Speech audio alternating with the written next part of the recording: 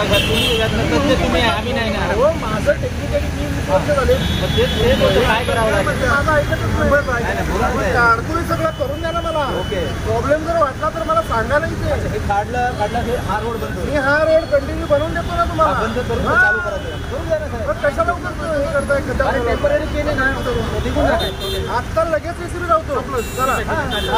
महाराष्ट्र नवनिर्माण सेनेचा चालू करा चालू करा. हे नका टाकू त्यांचं झाले पाहिजे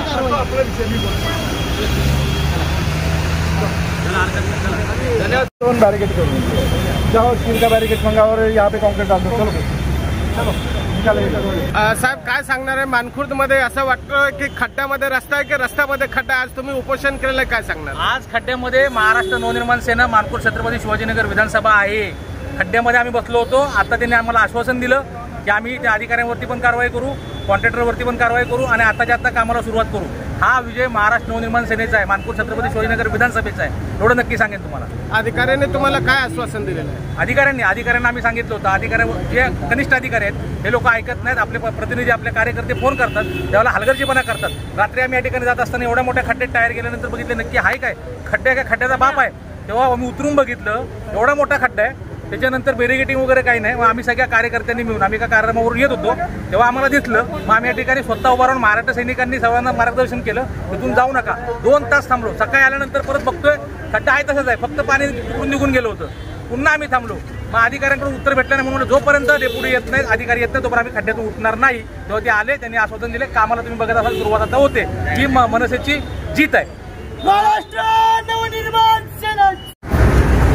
सर काय सांगणार आहे? मानखुर्द खड्ड्यामध्ये का खड्ड्यामध्ये मानखुर्द आहे? आज मनसेचे सर्व मनसैनिकांनी उपोषण केलेलं आहे खड्ड्यामध्ये, काय सांगणार? खरं तर PWD डिपार्टमेंट यांनी जे रस्त्याचं काम सुरू केलं ते अत्यंत निकृष्ट दर्जाचं केलं होतं. आणि जे आता काम चालू आहे त्याने त्यांची जबाबदारी होती की रस्त्यावर जे खड्डे पडलेले आहेत ते त्यांनी मुजवणे गरजेचं होतं. गेल्या 15 दिवसापासून इथे खड्डे पडलेले होते.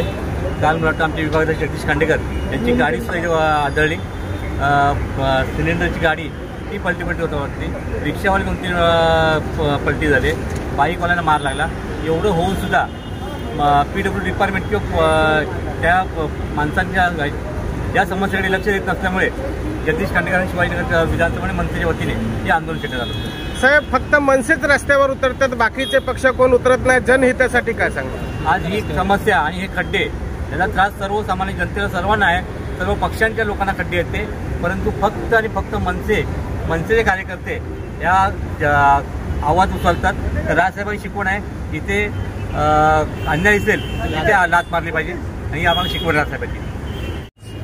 महिलांच्या वतीने आज खूप उत्स्फूर्त प्रतिसाद आहे, काय सांगणार? महिलांच्या वतीने म्हणजे नेहमीच राजसाहेबांची शिकवण आहे. आमच्या महाराष्ट्र नवनिर्माण सेनेच्या सर्व पदाधिकारी विभागाध्यक्षापासून गटाध्यक्षापर्यंत शाखाध्यक्ष उपशाखाध्यक्ष सगळे इथे जमा आहेत. आणि नेहमीच असं नाही आहे की आज इथे खड्डा दिसला आहे. आमचे जे मनसेचे सगळे महाराष्ट्र सैनिक आहेत त्यांचं नेहमीच प्रत्येक विभागातल्या कार्यकर्त्यांचं प्रत्येक रोडवरती लक्ष आहे. पावसाळा आला म्हणजे फक्त मनसेलाच हा उपक्रम आहे की कोणत्या रस्त्यावरती कुठे किती खड्डे पडले. आणि आता इथे माझे सहकारी आहेत जगदीश खांडेकर आहेत, रवी गवसाहेब यांनी खूप दिवसापासून अत्यंत बारकाईने प्रत्येक खड्डा कुठे आहे आणि इथे PWDवाल्यांना कसं बोलवून घ्यायचं आणि प्रयत्न करून खड्डे भरून लोकांना चांगला रस्ता कसा देता येईल याच्याकडे त्यांचा प्रयत्न असतो. आणि इथे मनसेची खूप मोठी जीत आहे. याच्यामध्ये महिला सेनाही त्यांच्या बरोबरीने उभी आहे. त्यामुळे इथून पुढच्या सगळ्याच कॉन्ट्रॅक्टरांना एक विनंती आहे की बाबांनो जिथे तुम्हाला खड्डे दिसतील स्वतःहून भरा, नाहीतर महाराष्ट्र सैनिक भरायला सज्ज आहे. महाराष्ट्र नवनिर्माण सेनेचा